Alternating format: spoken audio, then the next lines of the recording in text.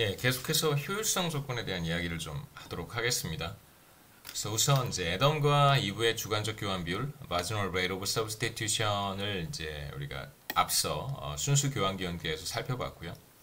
이번에는 이제 생산 경제를 우리가 생각하고 있으니까 생산 가능 경계의 생산 가능 곡선의 기울기를 우리가 marginal rate of transformation 한계의 전환율이라고 했습니다.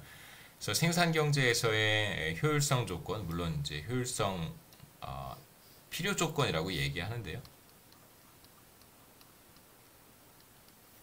necessary condition과 sufficient condition의 차이는 나중에 다시 한번 말씀드리겠습니다. 우선 계약 곡선상의 어떤 점에 산출량 효율성 조건을 이제 얹었고요. 생산 경제에서는 이제 반드시 한계의 전환율과 사람들의 사회 구성원들의 경제 구성원들의 한계 대체율이 이제 같아지게 됩니다. 효율적인 자원 배분에서. 그래서 이게 왜 성립할 수밖에 없는지, 자원 배분이 효율적이라고 한다면 왜 MRT와 MRS가 같아져야 하는지에 대한 이야기를 이제 간단하게 하고 다음 또 내용으로 넘어가죠. 가장 간단하게 해볼 수 있는 엑서사이즈는 만약에 MRT와 MRS가 같지 않다면 어떻게 될까를 생각해 보는 것입니다. MRT와 MRS가 같지 않다. 애덤의 MRS만 한번 생각해 보겠습니다. MRSA와 MRT가 같지 않다라고 하면 어떠한 현상이 나타나야 하는지, 제가 말씀드렸듯이 효율적인 자원 배분 상태에서는 어떤 자원 배분이 효율적이라고 한다면 MRT와 MRS가 같아져야 합니다. 우리가 A이면 B다라고 하는 이제 스테이트먼트를 생각해 보면, 만약에 B가 아니면 그러면 A도 성립하지 않겠죠. 그러니까 not B면 not A다라고 하는 것도 한 번쯤 들어보셨을 것 같아요. 그러니까 A의 negation, B의 negation 이렇게 명제를 뒤집어 볼 수 있겠죠. A가 아니다. 그래서 B가 성립하지 않는다고 했을 때 A가 아니다. 그러니까 효율적인 자원 배분 상태라고 한다면 MRT와 MRS가 같아야 하는데, 만약에 MRT와 MRS가 같지 않다면 그럼 우리는 자원 배분이 효율적이지 않다라는 결과를 얻어야 되겠죠. 논리적으로 얘기했을 때. 그래서 간단한 이그젬플을 생각해 보려고 합니다. 만일 이제 애덤의 경우 한계 대체율이 MRSA가 MRT와 다르다라고 이제 한번 전제를 해보고요. 이해를 돕기 위해서 간단한 숫자를 제가 만들어 봤습니다. 애덤의 한계 대체율은 2라고 한번 해보죠. MRSA는 2고 MRT는 1이라고 가정해 보겠습니다. 그럼 이제 달라지는 것이죠. MRT는 1인데 MRS는 2니까요. 그래서 MRS가 2라고 하는 게 뭐냐면 사과를 하나 더 얻기 위해서 무화과 잎을 2개 포기할 용의가 있다라는 뜻입니다. 그래서 애덤의 MRS가 2라는 것의 의미는 사과 하나와 무화과 잎 2개를 교환할 수 있다는 뜻이에요. 그래서 여기에서는 제가 3개라고 적어놨는데, 애덤이 사과 3개를 더 먹을 수 있다면 당연히 무화과 잎 6개는 기꺼이 포기할 용의가 있다는 뜻입니다. 그 다음에 이제 경제 전체의 한계 전환율을 한번 생각해 보고 싶은데, 한계 전환율은 1이라고 했습니다. 그 한계 전환율이 1이라는 뜻은 첫 번째 MRS가 2라는 뜻이고요. 그 다음에 두 번째 MRT가 1이라는 뜻은 사과 1개를 덜 생산하면, 물론 이제 생산 요소를 이렇게 재배치해서 사과 1개를 덜 생산하면 무화과 잎 1개를 더 생산할 수 있다는 뜻입니다. 그게 바로 이제 MRT가 1이라는 뜻인데요.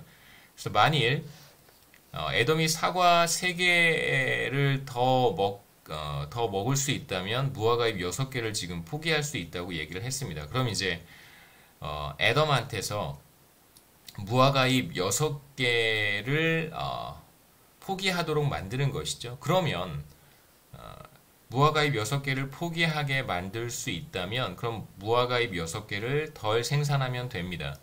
그래서 무화과잎 6개를 덜 생산하는 거예요. 그럼 MRT가 1이라고 했으니까 무화과잎 6개를 덜 생산한다면 당연히 사과 6개를 더 생산할 수 있습니다. 그럼 생각해 보시죠. 현재 상황에서 무화과잎 생산을 6개 포기하면 사과를 6개 더 생산할 수 있습니다. 그게 이제 한계 전환율이 1이라고 가정했기 때문에 그런 것이죠. 그래서 MRSA가 2이기 때문에 애덤으로 하여금 무화과잎을 6개 소비하는 것을 포기하게 만들었다면, 지금 6개 생산을 줄였으니까요. 포기하게 만들었다면 애덤에게는 최소한 사과 3개를 보상해 줘야 돼요. 사과 3개보다 더 많이 주면 애덤은 해피해지겠죠. 하지만 최소한 3개는 주어야 합니다. 무차별하게 만들어주기 위해서는.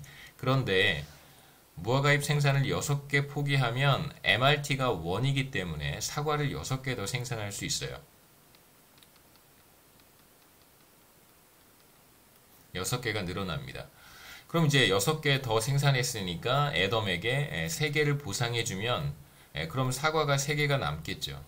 그럼 이 3개를 뭐 이브와 애덤이 알아서 이렇게 나눠 갖는다면 그러면 전보다 더 베러어프해질 수 있습니다.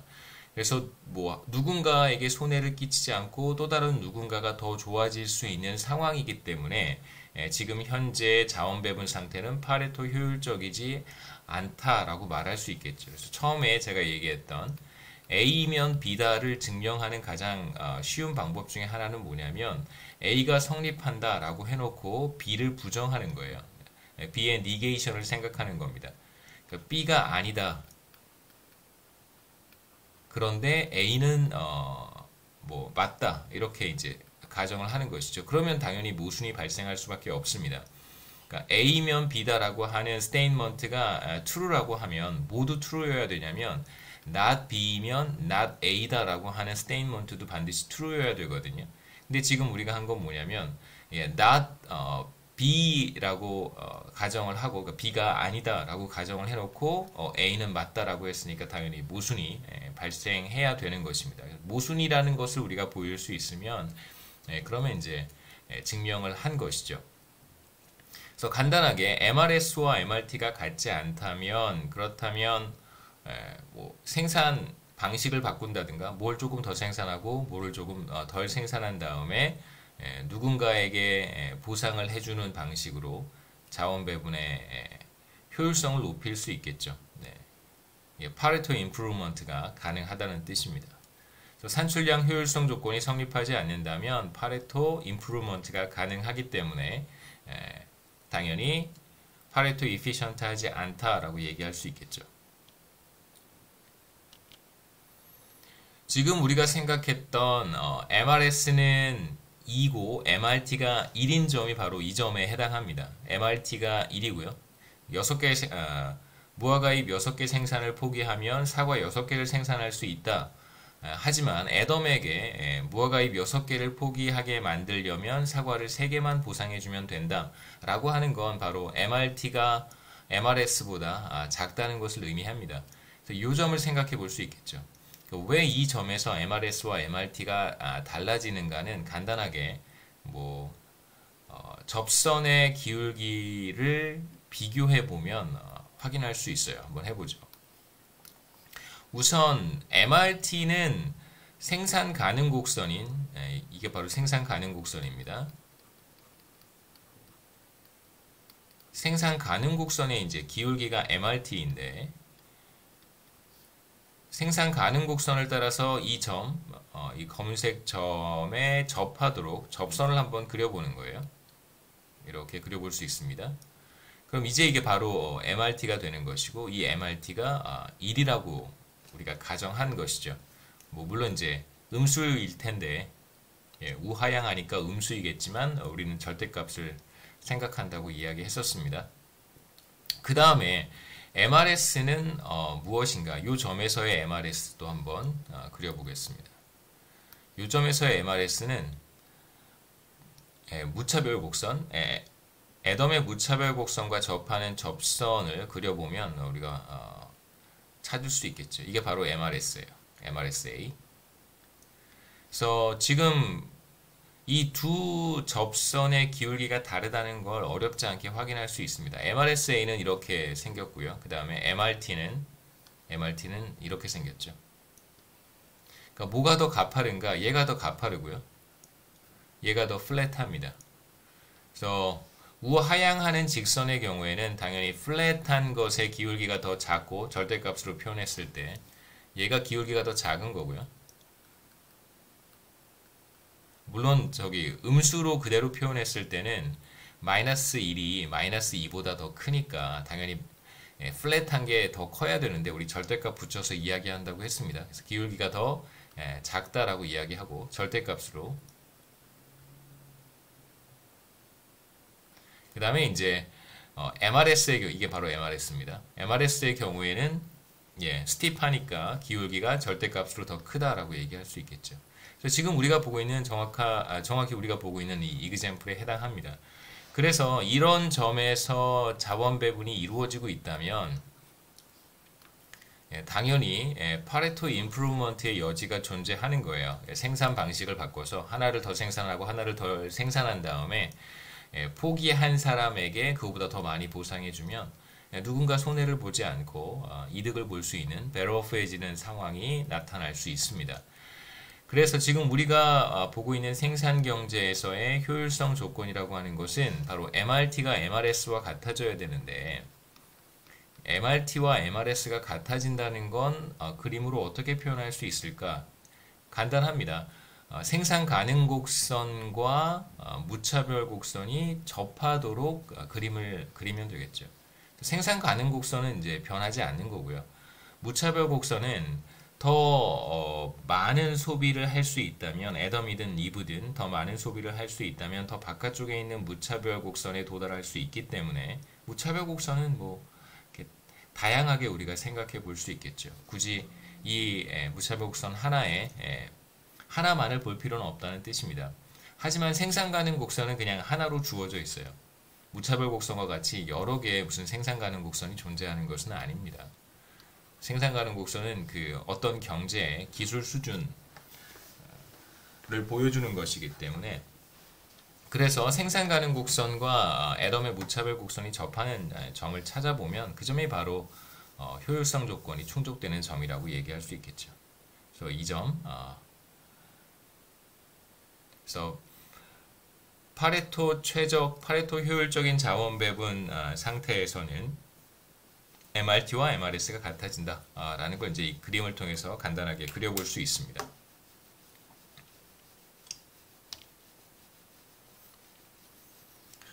앞서 잠깐 얘기했듯이 지금 우리가 보고 있는 효율성 조건이라고 하는 것은 necessary condition입니다. 그러니까 sufficient condition이라고 하는 게 있고 necessary condition이라고 하는 게 있는데요. 지금 우리가 보고 있는 것은 말씀드렸듯이 necessary condition입니다. 필요 조건. 그러니까 우리가 이제 뭐 스테인먼트에서 어떤 명제에서 A면 B다라고 하는데 이제 이 A에 해당하는 것을 우리가 충분 조건이라고 얘기하고요. sufficient condition, 충분 조건. 그 다음에 이제 이 B가 필요 조건이라고 이야기합니다. necessary condition. 그래서 아까 이제 제가 이야기했던 게 뭐냐면 파레토 efficient한 자원 배분, 파레토 효율적이다. 이게 바로 A에 해당하는 것이고 다시 말하면 sufficient condition 그 다음에 MRT가 MRS와 같아진다 라고 하는 것이 바로 necessary condition입니다. 그래서 지금 우리가 보고 있는 효율성 조건은 바로 이건데 이 효율성 조건은 지금 보고 있듯이 sufficient condition이 아니고 necessary condition입니다. 필요 조건이지 충분 조건이 아니고요. 다시 말해서 산출량 효율성 조건이 충족된다면 그러면 MRT가 MRS와 같아진다는 말이지 MRT와 MRS가 같다고 해서 자원 배분이 파레토 이피션트하다라고 이야기할 수는 없다는 뜻입니다. 물론 그럴 수도 있고 아닐 수도 있는데 그럴 수도 있고 아닐 수도 있는 상태는 우리가 명제에서는 다 배제하잖아요. 그렇기 때문에 필요 조건은 이제 이러한 의미가 있다는 걸 말씀드리는 거고요. 그 다음에 이제 한계 전환율을 우리가 한계 비용으로 표현했었습니다. 그래서 포기해야 되는 사과의 크기, 그게 바로 이제 마지널 코스트였죠, 그렇죠? 그러니까 무화과 잎을 생산하기 위해서 포기해야 되는 사과의 양이 바로 마지널 코스트라고 할 수 있고요. 무화과 잎을 위해서 그 다음에 이제 분모에는 포기해야 하는 무화과 잎을 이제 표시를 했습니다. 이게 바로 슬라이드 26쪽에서 우리가 MRT를 한계 비용으로도 표현할 수 있다 이렇게 얘기했었고요. 그리고 그때 이제 제가 무슨 말씀을 드렸었냐면 굳이 이걸 하는 이유는 나중에 이제 웰페어 디어럼에 대한 이야기를 할 때 또 등장하니까 그때 설명하기 위해서 소개하는 것이라고 말씀을 드렸습니다. 두 식을 결합하면 여기서 두 식은 뭐냐면 MRT가 MRS와 같다는 식이고요. MRT는 MRS와 같아야 된다. 그러니까 자원 배분이 파레토 이피션트하다면 MRT는 MRS와 같아야 된다. 그런데 지금 MRS는 한계 비용의 비율로 표현할 수 있다고 했습니다. 그러면 이렇게도 쓸 수 있겠죠. 그래서 MRT 대신에 한계 비용의 비율로도 표현할 수 있습니다. 그래서 지금 보고 있는 이 식도 파레토 효율성을 위한 필요 조건, 효율성 조건이다. 굳이 이렇게 필요 조건과 충분 조건을 구분해서 기억하실 필요는 없고요. 파레토 효율성을 위한 조건이다. 한계 비용으로도 대체해서 표현할 수 있다는 거고요. 이제 후생경제학의 제일정리와 이제 제2정리에 대한 이야기를 좀 하고 마지막 시장 실패를 보도록 하겠습니다. 웰페어 이코노믹스에서 가장 중요한 이제 두 가지 띠오럼이 있는데 그게 바로 first fundamental theorem이고요. 두 번째 second fundamental theorem입니다. 그 케네스 에로우라고 하는 사실 이제 현대 경제학에 있어서 이론 경제학에 있어서 지대한 공헌을 했던 분 중에 한 사람인데 그 몇 가지 업적들이 있습니다. 일반 균형 분석에도 상당한 기여를 했고 그 다음에 에로우의 impossibility theorem이라고 하는 것이 또 하나 있고요. 불가능성 정리에 대한 이야기는 나중에 제가 이번 챕터 3에서 한 번 더 설명을 할 거고요. 그 다음에 이제 케네스 에로우의 업적 가운데 하나가 바로 후생경제학의 제1정리와 제2정리를 그러니까 사실 이제 애덤 스미스의 보이지 않는 손과도 밀접한 관련이 있는데 이걸 그러니까 수리적으로 아주 나이스하게 증명한 것이 이제 중요한 업적 가운데 하나고요. 후생경제학의 제1정리와 제2정리는 개인적으로 제 개인적으로도 굉장히 좋아하는 거시경제학을 하는 사람 입장에서 굉장히 매력적인 그런 그 띠어럼이라고 할 수 있어요. 물론 이제 몇 가지 조건들이 충족이 될 때 성립한다 이렇게 얘기할 수 있어서 현실에서 어느 정도까지 후생경제학의 제1정리와 제2정리를 적용할 수 있을지는 좀 미지수긴 하지만 그렇다고 하더라도 이 자체로는 굉장히 큰 의미가 있다고 하겠습니다. 후생경제학의 제1정리를 소개하기 전에 이제 두 가지 가정을 우리가 생각을 해야 되는데 후생경제학의 제1정리에 대한 이야기, 뭐랄까요? 그 밑바탕에는 두 가지 가정이 있습니다. 첫 번째는 모든 시장은 완전 경쟁적이다. 그래서 그 어느 누구도 시장 지배력을 갖지 못한다라고 하는 게 첫 번째 가정이고 흔히 이제 우리가 경제학 원론이라든가 미시경제학에서 흔히 이제 우리가 채택하는 가정입니다. 두 번째 가정은 모든 재화는 시장에서 거래가 됩니다. 그래서 시장은 완전 경쟁적이어야 되고요. 그 다음에 시장에서 거래가 된다는 얘기는 모든 재화는 가격이 있다는 뜻입니다. 재화의 가격이 시장에서 결정된다는 뜻이겠죠. 거래가 되지 않는 재화도 있을 수 있겠지만 거래가 된다면 반드시 그 재화의 가격을 우리가 알 수 있습니다. 그 다음에 이제 가정 1은 이러한 가격에 영향을 미칠 수 있는 경제 주체는 없다는 뜻이죠. 시장에서 결정이 될 테니까요.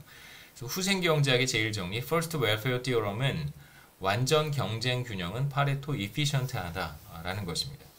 그래서 경쟁 균형, Comparative Equilibrium은 파레토 옵티멀이다 뭐 이렇게 표현하기도 하고요. 간단하게 이렇게 표현하기도 합니다. comparative equilibrium은 이제 CE라고 부르고요. CE equilibrium이죠.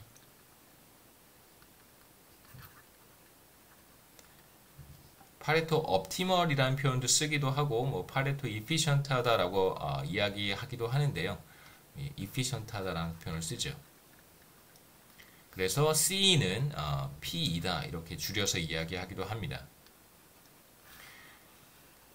그래서 두 가지 가정이 충족될 때 시장에서 결정된 자원 배분, 당연히 시장에서 결정이 되는 것이죠.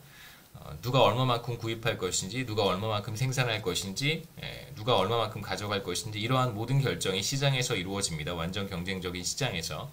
그래서 가격이 애덤 스미스가 이야기한 보이지 않는 손과 같은 기능을 수행하고요. 그렇게 해서 자원 배분이 이루어질 텐데 균형에서 바로 그 자원 배분은 더 이상 누군가에게 손해를 끼치지 않고서는 더 이상 그 누구도 좋아질 수 없는 상태라는 뜻입니다. 그래서 경쟁 균형은 파레토 이피션트하다, 파레토 옵티멀하다라고 하는 것이 후생 경제학의 제일 정리예요. 그러니까 몇 가지 조건만 충족하면 시장에 맡겨두었을 때 우리는 최상의 결과를 얻을 수 있다라는 의미로도 그러니까 효율성 관점에서만 본다면 제가 왜 이 단서를 위 전제를 다냐면 후생 경제학의 제2정리는 조금 다른 관점에서 접근하는 거기 때문에 우리가 효율성만을 최고의 지상 최대의 가치라고 생각한다면 물론 그렇지는 않죠. 현실에서는 만약에 효율성을 가장 중요하게 생각한다면 후생 경제학의 제1정리가 시사하는 시사점은 그냥 시장에 맡겨놓으면 이보다 더 좋을 수 없다는 것입니다. 효율성 관점에서만 봤을 때 모든 시장은 완전 경쟁적이기 때문에 애덤과 이브는 시장 가격을 그대로 받아들여야 됩니다. 시장 가격에 영향을 미칠 수가 없고요. 그래서 편의상 무화과잎의 가격을 PF라고 쓰고 사과의 가격을 PA라고 썼습니다. 그래서 미시경제학 우리 소비자 이론 배우셨을 텐데 거기에서 가장 핵심이 되는 것은 뭐냐면 시장 가격이 주어지면 자신의 주관적 교환 비율을 시장 가격에 맞춘다는 거예요. 주관적 교환 비율이 바로 MRS잖아요. MRS라고 하는 것은 애덤이면 애덤, 이브면 이브 자신이 얼마만큼 소비하느냐에 따라서 MRS는 달라지는 것입니다. 사과의 소비량, 무화과잎의 소비량에 따라서 자신의 주관적 교환 비율이 달라질 거예요. 그런데 시장에서의 교환 비율은 정해져 있습니다. 왜냐하면 각각 가격이 결정이 되어 있기 때문에. 그래서 무화과잎의 가격과 사과의 가격의 비율은 이 둘의 비율은 항상 일정해요. 시장에서 결정이 됩니다.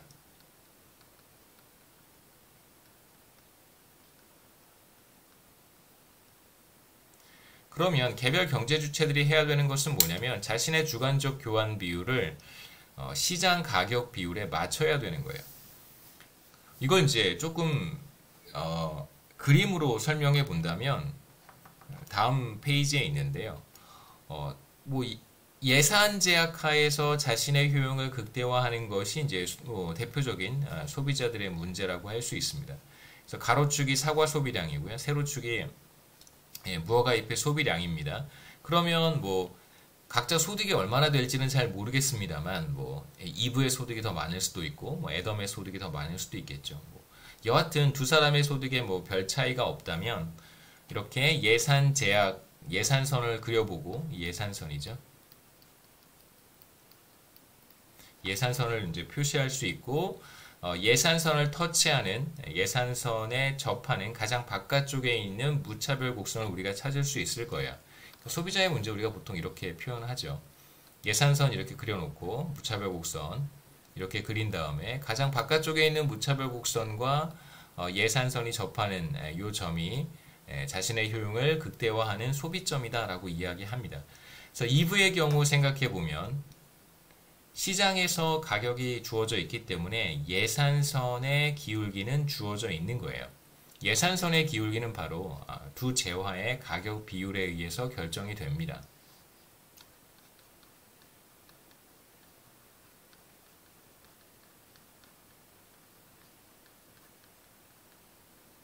자, 그러면 가장 바깥쪽에 있는 무차별 곡선과 접하는 이제 접점을 찾아야 될 텐데 당연히 무차별 곡선이라고 하는 것은 주관적인 교환 비율이에요. 내가 얼마만큼 어떤 재화를 얼마나 더 가치 있게 생각하는가는 그건 뭐 이브의 마음이고 애덤의 마음입니다.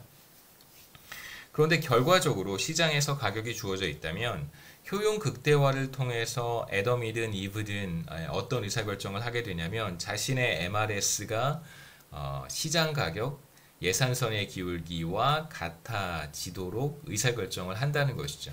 그래서 보시면 이부도 가장 바깥쪽에 있는 무차별 곡선과 예산선이 접하는 그 접점을 선택할 텐데 이 점에서 어떤 일이 벌어지고 있냐면 예산선의 기울기, 제가 절대값으로 표현하겠습니다. 이것과 자신의 MRS인 MRS2가 같아지는 거고요. 접했으니까. 그 다음에 애덤의 경우에도 마찬가지입니다. 시장 가격은 결정이 되어 있고 주어져 있고 예산선의 기울기, 그래서 PA 나누기 PF가 될 텐데 이것과 자신의 MRS를 같게 맞출 거라는 거예요. 그러니까 이게 주어져 있으면 시장에서 재화의 가격이 주어져 있으면 모든 경제 주체들이, 모든 소비자들이 자신의 MRS를 시장 가격에 다 맞추는 의사결정을 한다는 것이죠. 지금 우리는 애덤과 이브 두 사람만 생각하지만 사람의 숫자가 많다면 그 결과는 더 어메이징 하겠죠. 모든 사람이 다 시장 가격에 맞추는 거예요. 자신의 MRS를. 그런 의사결정을 한다는 것입니다. 그래서 애덤과 이브 모두 자신의 효용을 극대화하는 소비량을 결정한다면 주어진 시장 가격의 자신의 시장 가격의 비율이겠죠. 시장 가격의 비율에 자신의 MRS를 같게 맞출 거라는 거예요. 그래서 자신의 주관적인 교환 비율이 시장 가격 비율과 같아지도록 소비량을 결정할 것입니다. 그래서 애덤의 소비량이 결정되고 이렇게 여기서부터 이브의 소비량도 결정되겠죠. 소비량이 결정된다는 말은 무슨 말이냐면 이 접점을 선택할 테니까 이브를 한번 보시죠. 이 접점을 선택할 테니까 무화과 소비는 이만큼 하고요. 그 다음에 사과 소비는 이만큼 한다는 뜻입니다. 그 다음에 반대로 애덤은 사과를 이만큼 소비할 것이고 무화과 잎을 이제 이만큼 소비하겠죠.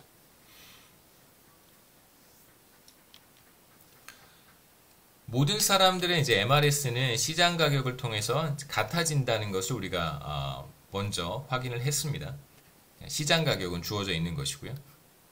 이게 주어져 있고 모든 사람들이 자신의 MRS를 이제 시장 가격에 맞추는 거예요. 두 사람밖에 우리가 생각하지는 않았지만 사람들의 숫자가 더 많아진다면 모든 사람들이 다 자신의 MRS를 이 시장 가격에 같게 맞출 거라는 거예요. 그 결과 모든 사람들의 MRS가 같아지는 것이죠. 그러니까 애덤과 이브의 MRS가 같다는 것은 그러니까 지금 완전 경쟁 시장에서 두 사람의 MRS가 같아지게 만드는 가장 강력한 수단이 뭐냐면 가격이라는 거예요. 그게 바로 애덤 스미스의 보이지 않는 손이라는 것입니다. 그러니까 보이지 않는 손이 다 이렇게 뭔가를 통제하고 조작하고 만들어가는 그런 상황을 애덤 스미스는 이야기를 했는데 각자 자발적으로 주어진 시장 가격에 자신의 주관적인 교환 비율인 MRS를 같게 맞추는 것이기 때문에 결과적으로 모든 사람들의 MRS가 같아지게 되는 것입니다. 자, 예를 들어서 가격 비율이 1이라고 한번 해보죠. PA와 PF가 같다는 뜻입니다. 사과의 가격과 무화과 잎의 가격이 같다고 한번 가정을 해보죠.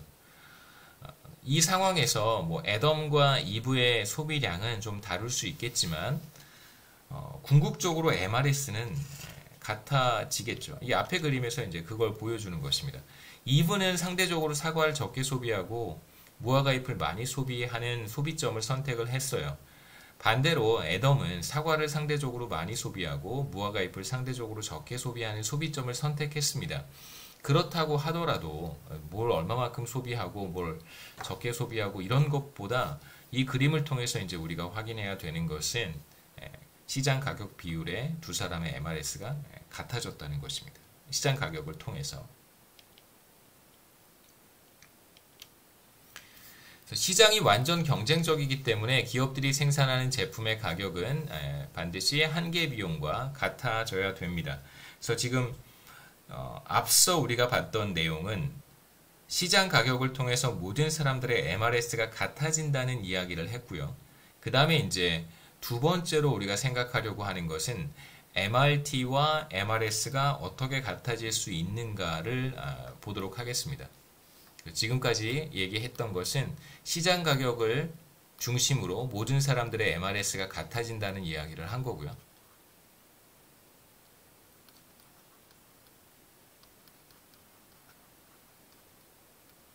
그 다음에 이제 두 번째 보려고 하는 것은 MRT와 한계 전환율과 MRS가 어떻게 같아질 수 있는가. 그래서 이 두 가지를 다 보이게 되면 뭐 그러면 필요 조건이 만들어지는 것이니까, 그래서 이렇게 후생경제학의 제일 정리를 우리가 그냥 단순하게 말과 간단한 그림으로 이제 증명을 하는 것입니다.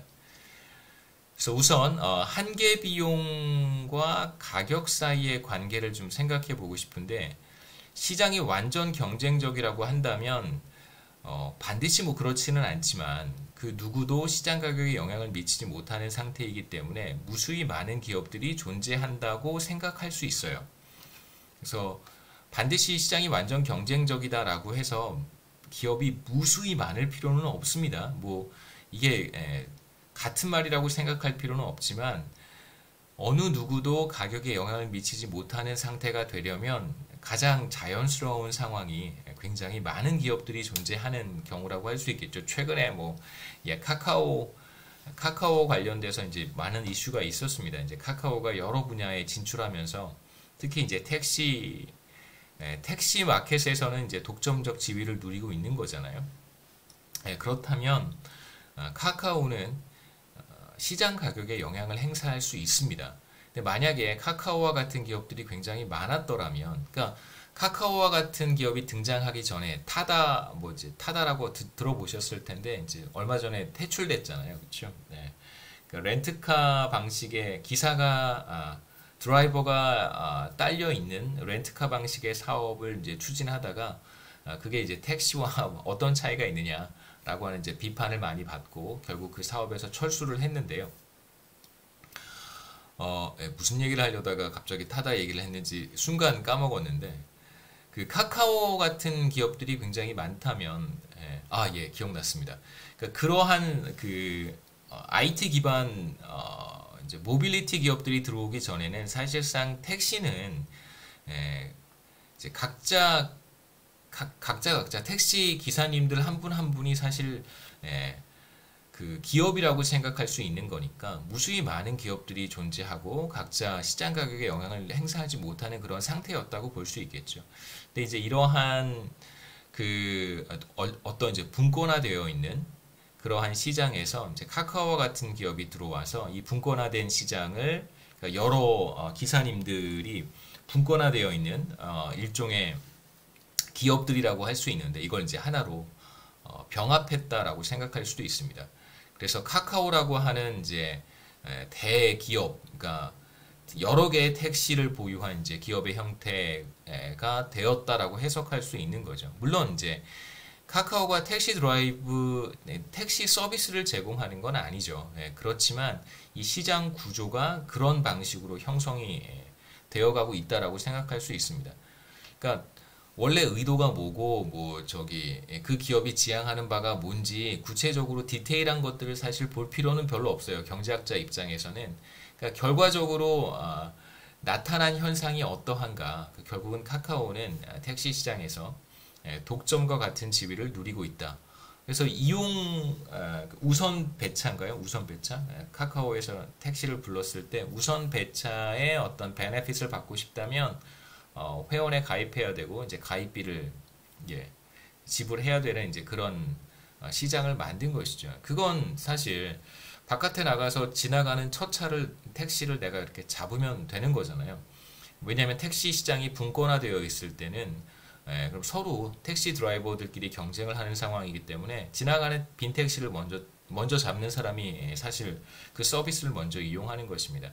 그런데 이제 카카오가 모든 택시를 다 장악을 했어요. 그럼 이제 사실 모든 택시는 이제 카카오 택시가 되는 것이고, 밖에 나가서 내가 어떤 빈 택시를 붙잡으려고 해도 그 빈 택시는 서주지 않을 거예요. 왜냐하면 카카오 택시이기 때문에 다른 택시들과 경쟁하지 않습니다.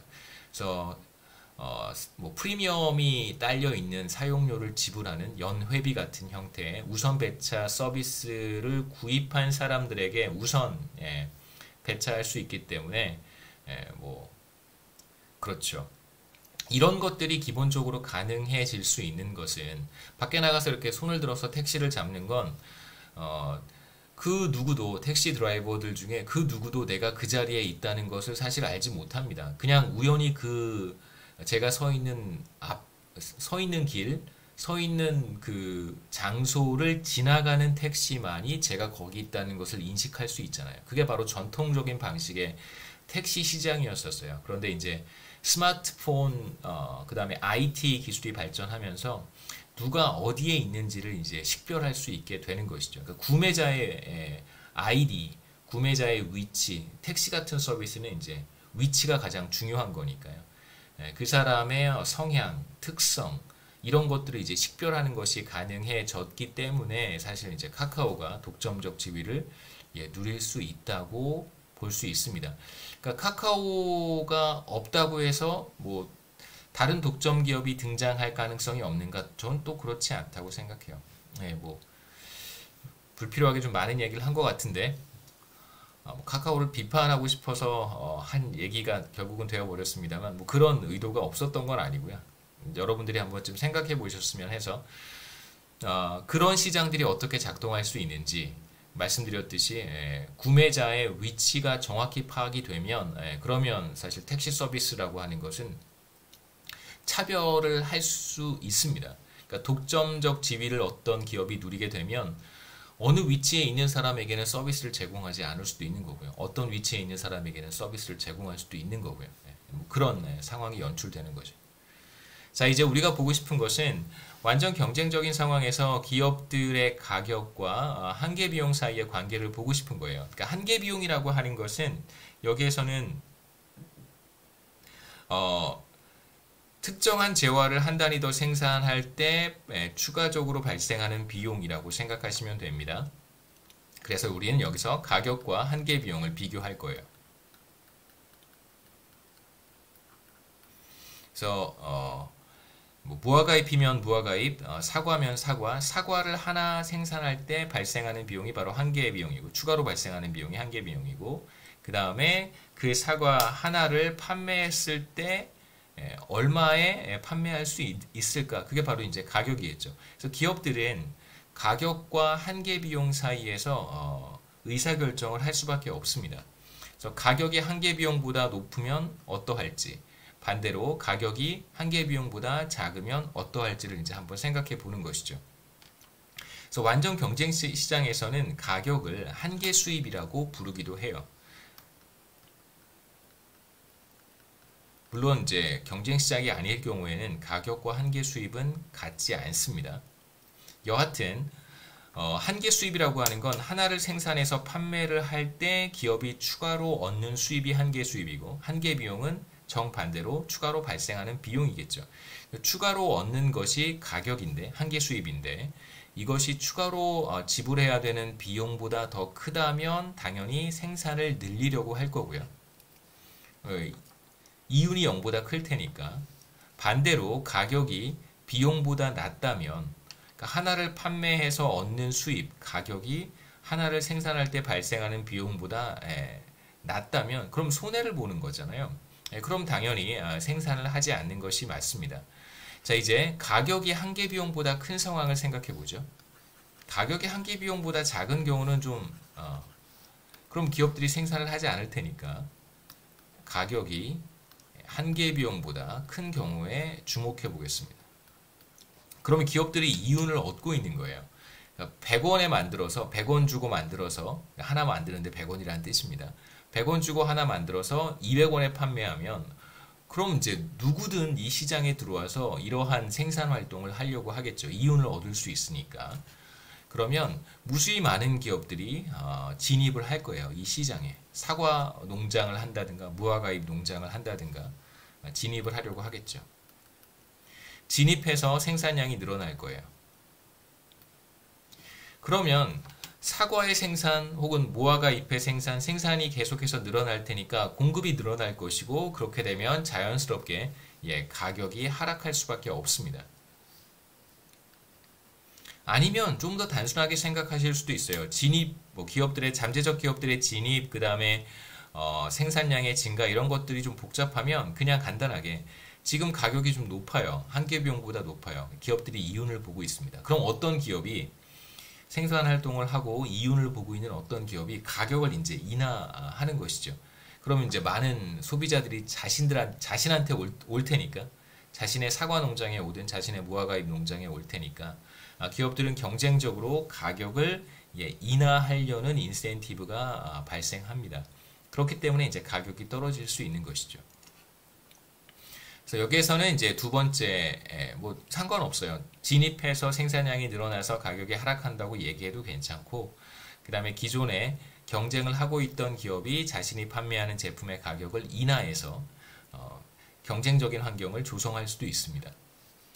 그래서 무수히 많은 기업들이 존재한다고 했기 때문에 누군가 더 낮은 가격을 제시할 거고요. 이런 상황이 계속해서 반복되면 그 누구도 이윤을 얻지 못하는 상태로 가격이 수렴하게 될 거예요.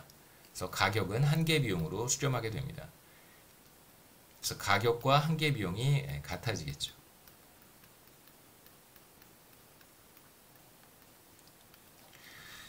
이제 반대로 만약에 가격이 한계 비용 밑으로 떨어지면 그럼 생산을 중단하는 거예요.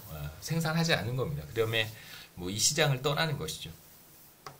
그래서 완전 경쟁적인 환경에서 우리가 확인할 수 있는 것은 사과와 무화과 잎의 가격이 각각 자신의 한계 비용과 같아진다는 걸 확인할 수 있습니다. 그래서 사과의 가격과 사과의 한계 비용이 같아지는 거고요.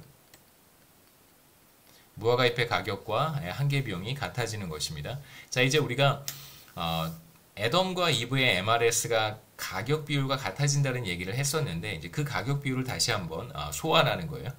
그래서 가격 비율을 PA, PF로 쓸 수 있고, 지금 우리가 완전 경쟁적인 환경에서 사과의 가격이 사과의 한계 비용과 같고 무화과 잎의 가격이 무화과 잎의 한계 비용과 같아진다라고 했습니다. 그래서 가격 비율을 한계 비용의 비율로도 표현할 수 있겠죠. 그래서 완전 경쟁적인 환경에서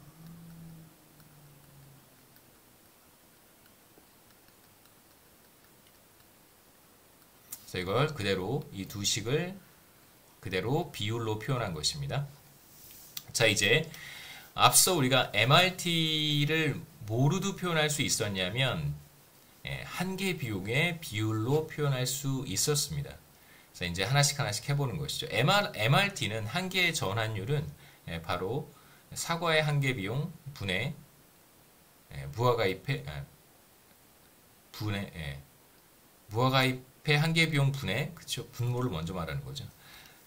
사과의 한계 비용 이렇게 비율로 표현할 수 있고, 자, 이건 26페이지 슬라이드에서 온 겁니다.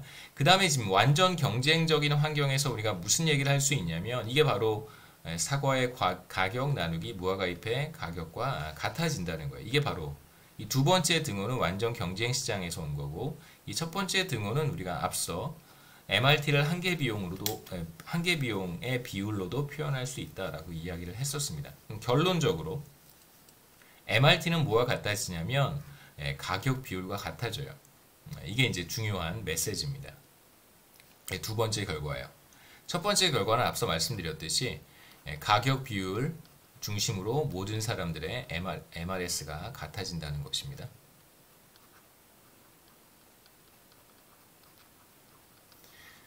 자, 두 번째 결과로부터 우리가 얻을 수 있는 것이 MRT가 가격 비율과 같아진다. 그렇다면 가격 비율을 통해서 MRT와 한계 전환율과 MRS가 같아진다라는 얘기도 할 수 있겠죠. 그래서 우선 간단하게 MRT와 가격 비율이 같아진다는 것은 이제 어떤 의미인가를 생각해 볼 필요가 있는데, 경제 내에서 어떤 사회 내에서 얼마만큼 생산되는가, 사과와 무화과 잎이 각각 얼마만큼 생산되는가를 결정하는 것이 무엇이냐. 그러니까 기업들이 왜 사과를 이만큼 생산하고 무화과 잎을 저만큼 생산했는가, 그걸 결정하는 것이 바로 보이지 않는 손이라는 거예요. 앞서 이야기했듯이 애덤과 이브가 각각 사과와 무화과잎을 얼마만큼 소비할 것인가를 결정하는 게 물론 이제 자신의 효용도 있겠지만 보이지 않는 손인 가격 비율이었단 말이에요. 그래서 기업들의 생산에 대한 의사결정에도 영향을 미치는 것이 뭐냐면 바로 애덤 스미스가 얘기한 보이지 않는 손 가격 비율입니다. 물론 이제 보이지 않는 손이 정확히 가격 비율을 의미하는 것이냐라고 하면 그것도 조금 정확하지는 않은데요. 그러니까 market force라고 하는 게 조금 더 정확한 의미인 것 같아요. 애덤 스미스의 보이지 않는 손은 그 market force가 아닐까라는 생각을 좀 하고 있는데 뭐 그냥 흔히 보이지 않는 손이나 가격이나 우리가 비슷하게 또 얘기하기도 하니까요. 정확한 의미는 사실 보이지 않는 손이 가격은 아닙니다. 근데 이제 여러분의 이해를 돕기 위해서 가격 비율이 시장에서 주어지면 이렇게 PA 나누기 PF로 주어지면 이 직선의 기울기가 주어지는 거잖아요. 그러면 생산 가능 곡선에서 이 직선이 접하는 이 직선과 접하는 생산 가능 곡선상의 한 점, 접점을 이제 기업들이 선택한다라고 얘기할 수 있다는 것입니다. 그래서 시장 가격의 비율이 주어지면 우리가 이 접점을 찾을 수 있고요. 그러면 사과 생산량과 무화과잎의 생산량이 결정될 거예요. 그러니까 하나 생각해 볼 수 있는 것이 만약에 사과의 가격이 올랐어요. 사과가 더 비싸졌습니다. 그러면 PA가 상승할 테니까 기울기는 전보다 커지는 거예요. 기울기가 커진다는 얘기는 바로 더 스티프해진다는 이야기입니다. 그러니까 사과 가격이 상승해서 기울기가 더 스티프해진다면 그렇다면 어떠한 현상이 나타날까? 그럼 이렇게 바뀌겠죠. 기울기가 더 스티프해졌으니까 생산 가능 곡선상의 한 점과 접하는 점은 이쯤 있을 거예요.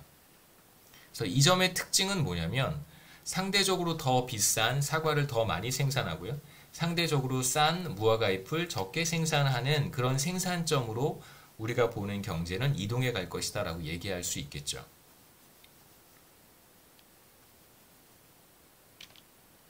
그래서 첫 번째 우리가 얻었던 결과는 시장 가격을 중심으로 애덤과 이브의 MRS가 같아진다는 것이고, 두 번째 우리가 확인한 것은 시장 가격의 비율이 주어졌을 때 얼마만큼을 생산할지가 결정이 된다라는 것이었습니다. 그래서 생산 가능 곡선의 여러 점들 중에서 정확히 그 기울기가 가격 비율과 같아지는 점을 선택해서, 누가 선택하는 거냐면 그냥 기업들이 알아서 선택하는 것입니다. 생산량이 결정이 된다. 그래서 이 둘을 결합하게 되면 우리가 앞서 봤던 시장 가격을 중심으로, 이게 첫 번째죠. 그 다음에 이쪽이 두 번째입니다.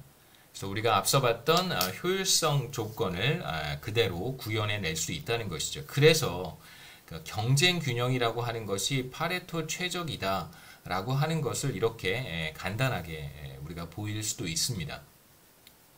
뭐 참고로 후생경제학의 제일정리를 증명하는 보다 좀 더 정교한 방법은 이런 논리적인 그 과정을 생각해 보면 좋을 것 같아요. 우선 이제 어떤 그 리소스 얼로케이션이, 자원 배분점이 이제 경쟁 균형이라고 가정을 하는 것이죠.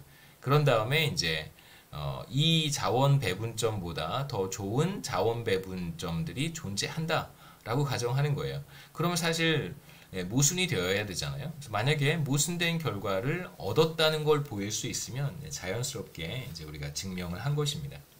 그래서 뭐 증명하는 방식은 뭐 몇 가지가 있는데, 이런 방식으로 모순을 끌어내는 것도, 모순이 있다라는 걸 보이는 것도 좋은 증명 방법 중에 하나입니다. 뭐 저도 이렇게 잘하는 분야는 아니어서요. 자, 이어서 후생경제학의 제2정리에 대한 이야기를 좀 하겠습니다. 이 후생경제학의 제2정리가 이 내용이 조금 길어서 동영상을 여기서 한번 끊고 다음 클립에서 제2정리에 대한 이야기를 하도록 하겠습니다.